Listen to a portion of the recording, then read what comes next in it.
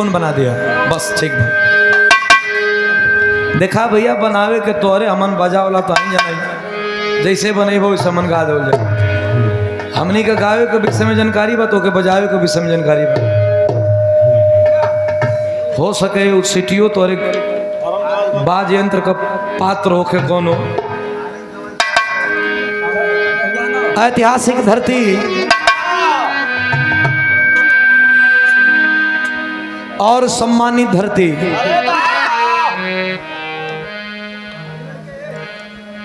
ये ग्राम सभा के देवता रूपी जनता और देवी रूपी माताएं बहनों के श्री चरणों में सर्वप्रथम गायक सुधीर लाल यादव कैमूर बिहार से कोट कोट प्रणाम करता है और आशीर्वाद की कामना रखता है। और धन्यवाद इसलिए भी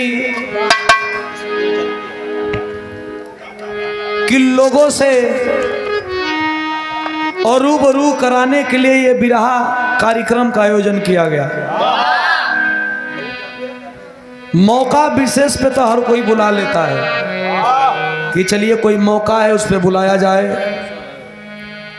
लेकिन बिना मौके पे बिना संयोग के संयोग बनाना ही ये प्रयागराज की खूबसूरती रही है। और मैं धन्यवाद इसलिए भी देता हूं,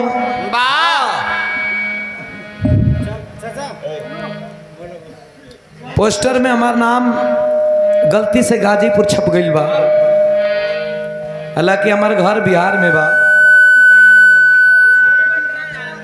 लेकिन गाजीपुर भी छपल बा तो हम नाराज नहीं खे, खुश बनी। कह का है गाजीपुर अगर छपल बा तो गाजीपुर का हमारे गुरुजी विजय लाल यादव पढ़, मेरा गुरुद्वारा गाजीपुर है तो ये भी ठीक है। मैं बहुत बहुत धन्यवाद देता हूं आए हुए सभी हमारे अतिथि बंधुगण, प्रधान पद से लेकर के जिला पंचायत, क्षेत्र पंचायत, ब्लॉक प्रमुख, पंच, सरपंच और बीडीसी के पद पे आसीन, चाहे वर्तमान में हो या भूत में हो या भविष्य में हो,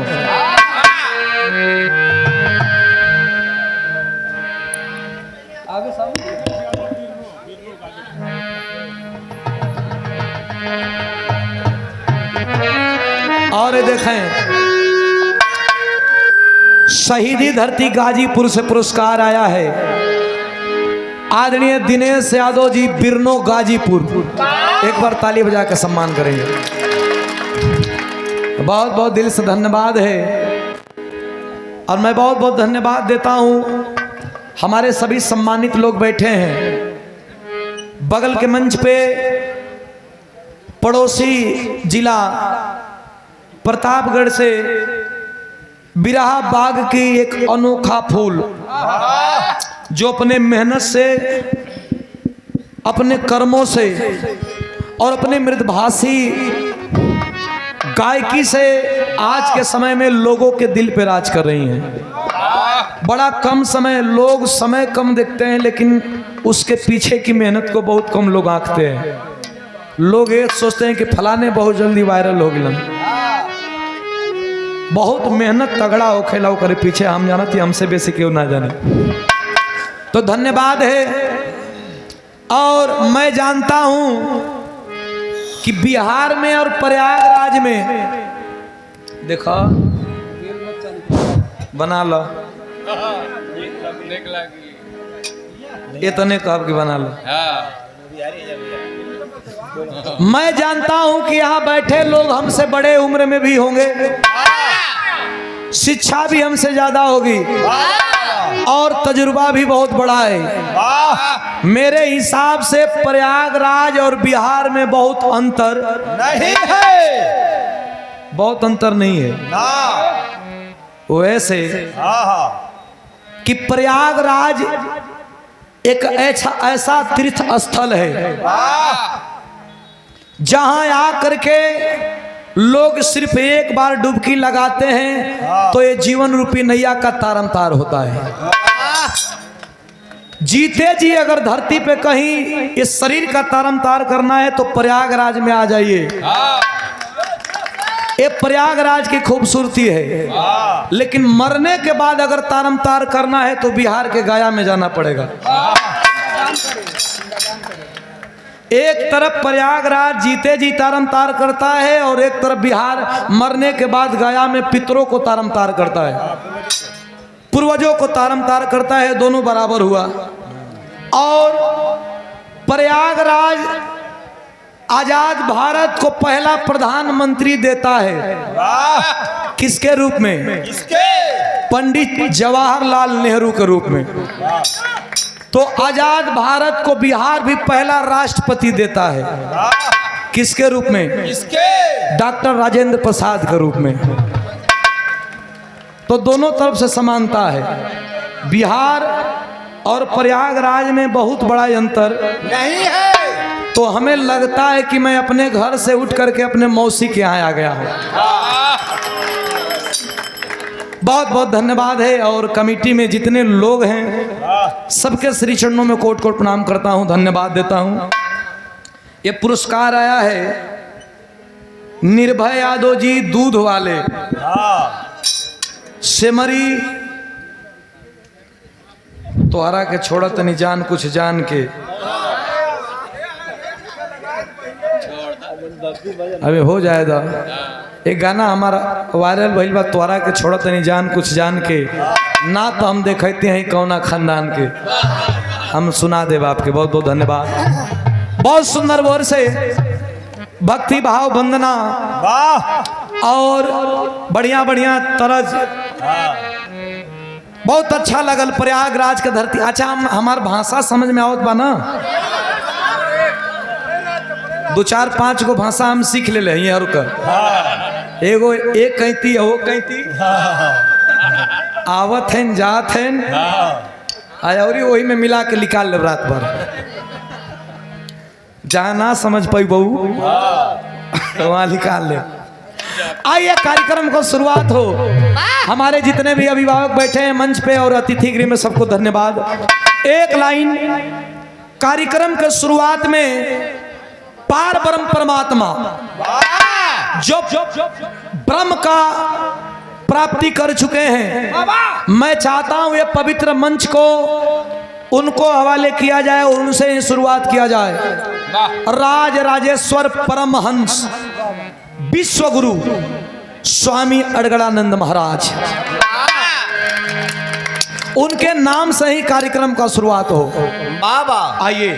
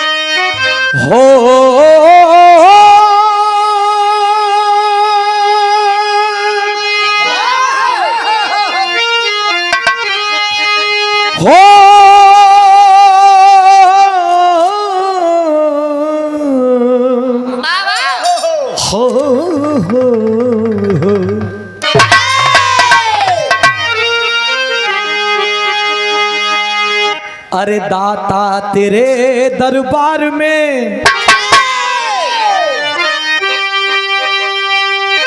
दाता तेरे दरबार में आज खड़े दोनों कर जोर,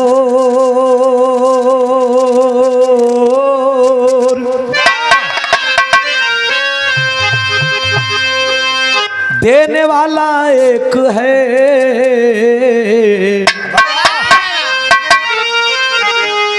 अरे मांगत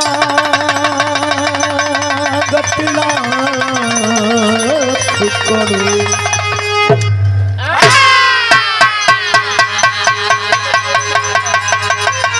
पहले भी सम्मान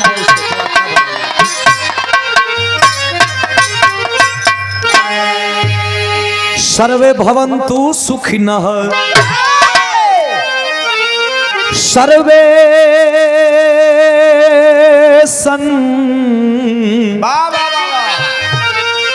निरामया सर्वे भद्राणि पश्यन्तु अरे माँ कस्चित् दुख भाग भावे।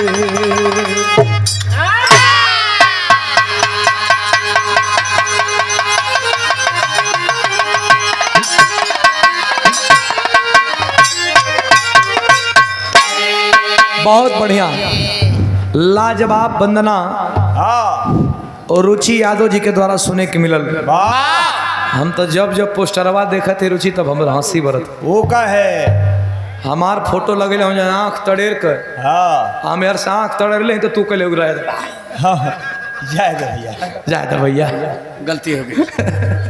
आइए कार्यक्रम का शुरुआत हो और कार्यक्रम के शुरुआत में जो मौसम है ये मौसम इतना आनंदमयी मौसम है।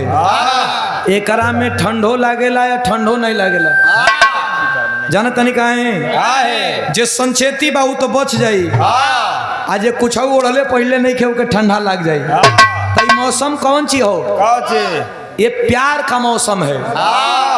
ये गुलाबी गुलाबी जब ठंडा पड़ता है तो प्यार को जन्म देता है।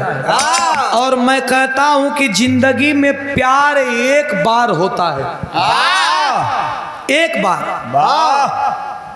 अब प्यार तो वैसा होना चाहिए जिस प्यार के बाद कभी प्यार ही न हो। ये आया है राधा कृष्ण का मेरे शरीर पे तो थोड़ा प्यार के विषय में भी निकल जा रहा है। आइए आइए वंदना से पहले एक तरज हो लेकिन तरज अपने आप में एक हो।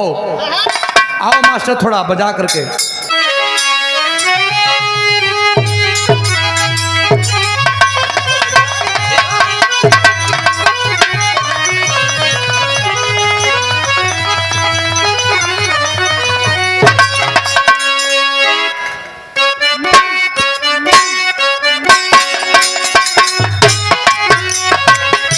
के सीटी उठावत तार माइक को कंट्रोल करा।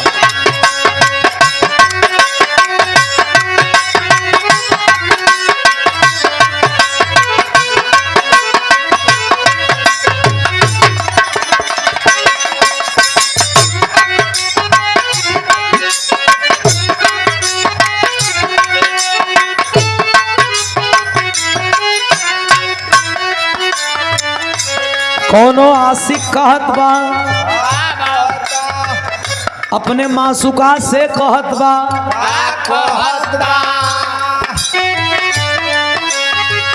तुम्हारे सिवा कुछ ना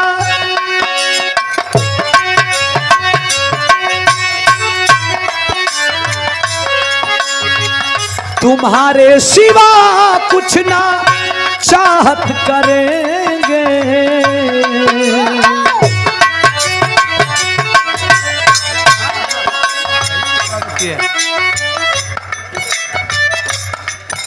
और सम्मानीय पूजनीय श्री शिव पूजन पटेल जी इस समिति के अध्यक्ष महोदय और टेंट मालिक महोदय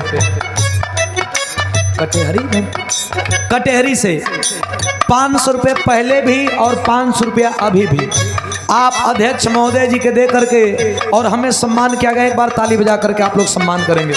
मैं बहुत बहुत धन्यवाद।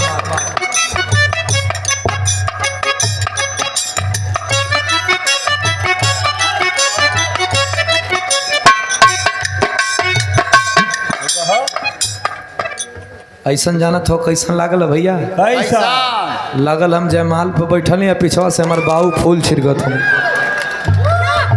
आशीर्वाद नहीं वैसने लगल हम जयमाल पे बैठल हैं पीछवा से हमारे बाबू आके फूल छिड़कत हुआ कि जासा रोरी आ गईला। बहुत बहुत धन्यवाद हो 500 रुपया पुरस्कार धन्यवाद।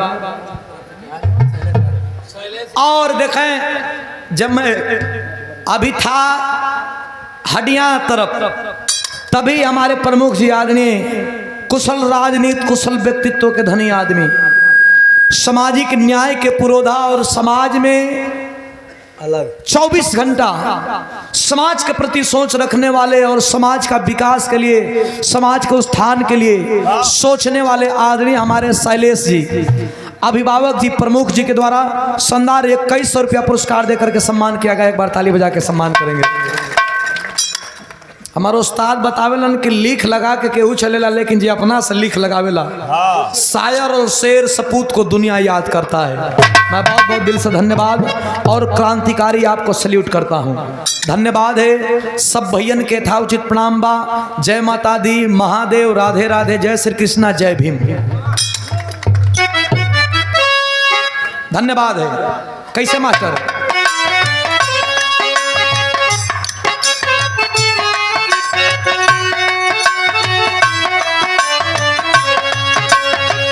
तुम्हारे सिवा कुछ ना,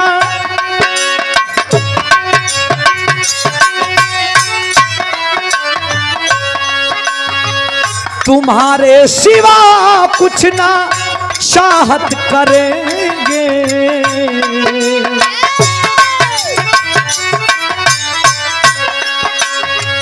तुम्हारे सिवा कुछ ना चाहत करेंगे। अरे जब तक जिएंगे और मोहब्बत करेंगे, तुम्हारे सिवा कुछ ना चाहत करेंगे।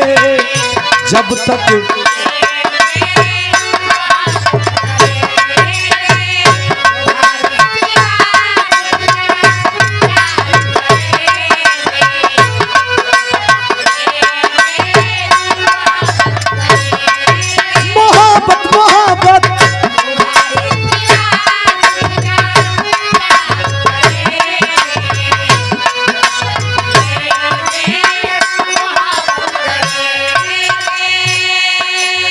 सम्मान की दुनिया कदर करती है।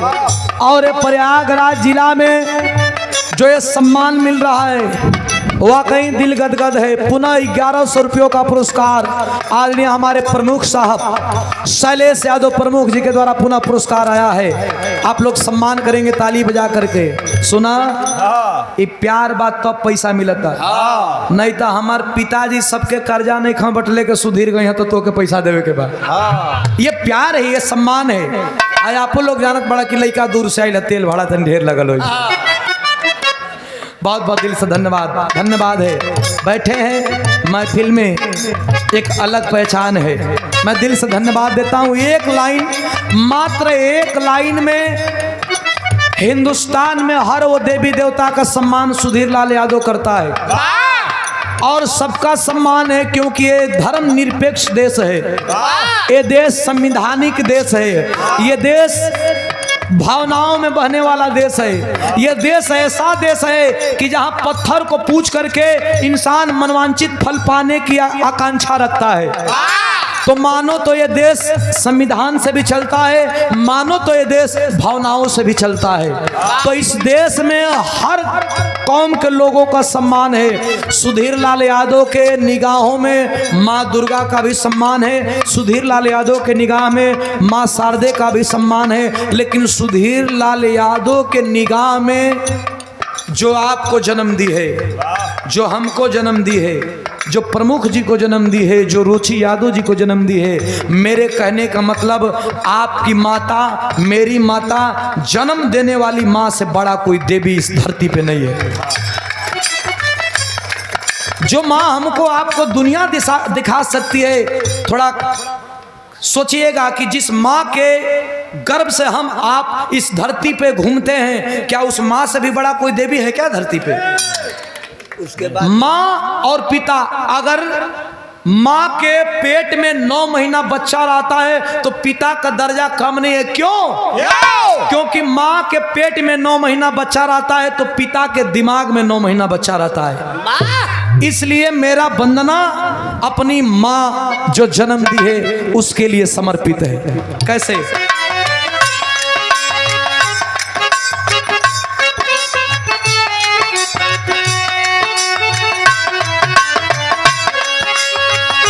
हाउ हमारे जानिया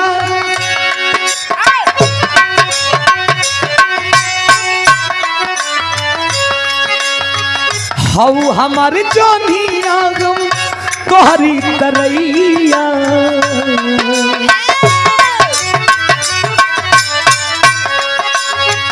हाउ हमारी जानिया हम तोहरी तरैया तोहरा बिना हम अधूरा है मैया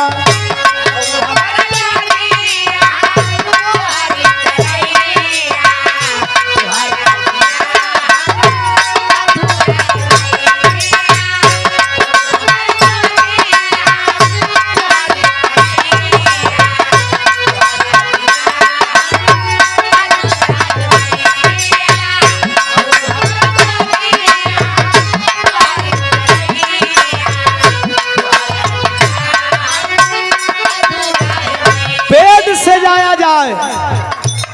से जाया जाए तो धरती पर प्रथम पूजा होता है किसका? गजराज गणपति बप्पा का। गणपति बप्पा भी अपने माता पिता को पूज के ही बड़ा बने। कार्तिक महाराज कहना कि हमार पूजा पहले हुई। कार्तिक महाराज कहना कि हमार पूजा पहले हुई। गणेश जी कहना कि ना हमार पूजा पहले हुई। हिंदी में कहना कि मेरी पूजा पहले होगी। हिंदी में बोली ना खड़ी ना। बिरनों से सिपाही जी हा गाजीपुर की ऐतिहासिक शहीदी धरती से गुरुद्वारा से आदरणीय सिपाही जी के द्वारा पुनः पुरस्कार। कहाँ ड्यूटी बा? एजे बा चलनी तब तो बढ़िया बा यार। हमेशा आवे जाए के होला जान तनी महाराज आप लोग के बड़ी सम्मान हम करीला। ऐसे सम्मान करीला। सिपाही जी लोग कितना कसम यहाँ दिल से सम्मान है। इतना सम्मान है कि अब समझ लीजिए कि नवरात्र दशहरा में ये लोग अपने परिवार को समय नहीं दे पाते हैं और आप लोगों की सेवा में रहते हैं। इसलिए इन लोगों का संबंध हमेशा बन करके रहना चाहिए। सुधीर लाल यादव आपका इसलिए भी सम्मान करता है। एक बात तो है कि आप लोग देश की सेवा करते हैं, जनता की सेवा करते हैं। दूसरी बात डरता भी है आप लोगों से। इसलिए डरता है क्यों कि अगर आप लोग से बनाओ बताओ कागज फैलो बा तो चल जाई गाड़ी। आ नहीं बिगाड़ भाई तो कुल चीजों के हो गईला के बाद भी कुल चीजों के बा लाइसेंस बा काजी प्रदूषण बा आ कुल चीज बाटे टायर ट्यूब में हवा बा। अगर गाड़ी में बल्टी ना लटकेले बा तो फाइन मार दे कि साले अगर आग लग जाएगा पानी लेके नहीं चलता है धुआं दे के मर जाएगा। तो ऐसे आपके ये से भी सम्मान करेला। पुरस्कार दिले बनी 200 रुपया कोट कोट प्रणाम धन्यवाद है। रमाकांत यादव जी प्रत्याशी सदस्य जिला पंचायत तृतीय से प्रतापपुर ना भैया प्रतापपुर से 500 रुपया पुरस्कार धन्यवाद प्रणाम हो। और शानदार 200 रुपया पुरस्कार हमारे गुलाब यादव भैया जिनके द्वारा हमें यहाँ बुलाया गया। बड़ा अथक प्रयास रहा हमारे गुलाब भैया का। 200 रुपया आपके श्री चरणों में कोट को प्रणाम हो दिल से धन्यवाद बा। पहली बंद में रुक जा भैया 1 मिनट। प्रयागराज जिले में 23 ब्लॉक जिसमें शैलेश यादव प्रतापपुर ब्लॉक के एकलौते निर्विरोध प्रमुख। आप तनी जोरदार ताली बजा करके हा ये प्यार है दुलार है सने कि निर्विरोध मतलब तुम्हारा विरोध में केहू खड़ा होके होला नहीं के। ये डर नहीं है, ये लोगों का सम्मान है कि जो लोग सम्मान करते हैं कि हमारे क्षेत्र में हमारे इलाके में जब इतना अच्छा व्यक्ति है जो पूरे क्षेत्र का विकास का जिम्मा ले सकता है तो उमे साण में भाट डालना को कौन मतलब है। मैं दिल से धन्यवाद देता हूं। आशीर्वाद की कामना एक बार ताली और बजनी चाहिए। पुनः 1000 रुपया पुरस्कार देकर के आपने सम्मान किया है। चरणों में कोट कोट नाम दिल से धन्यवाद। लव यू लव यू बोले हैं आदरणीय हमारे शैलेश जी को। रुचि सॉरी अब सॉरी इनके तो लोग कहा कि बिना घटना का सॉरी काहे बोल दिला। तरतिया हमार रुचि का बिरहा एगो गांव हमारे गुरुजी विजय लाल यादव जी के गांव के बगल में जो ना गांव का नाम हो सॉरी। तो रुचि इतना ना रट ले रही है कि कुछ कत ले तो खाली कत ले कि सॉरी। गांव का भी नाम हो गया और माफी भी हो गया। पहली बंद त्रेताया द्वापर रहल कवनो समैया कर्जा चुकावल क्यों ना तोहरो मैया।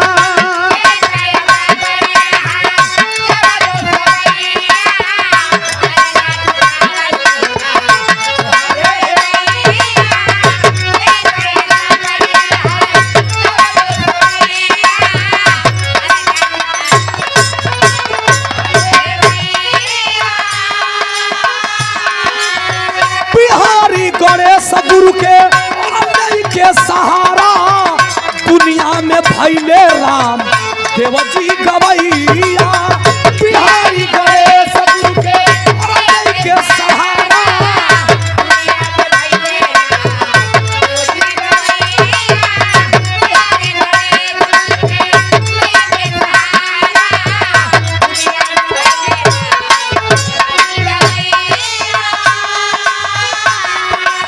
हे मैया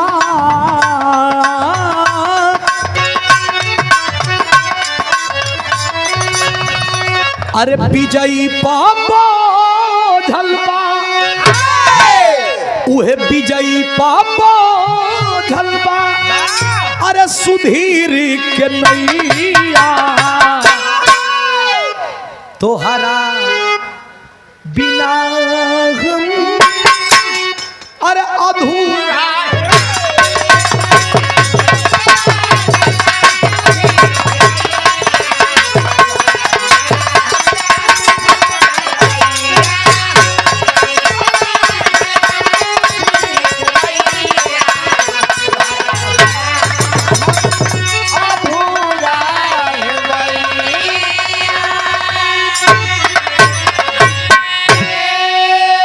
बड़ी सुंदर माहौल बा बड़ी सुंदर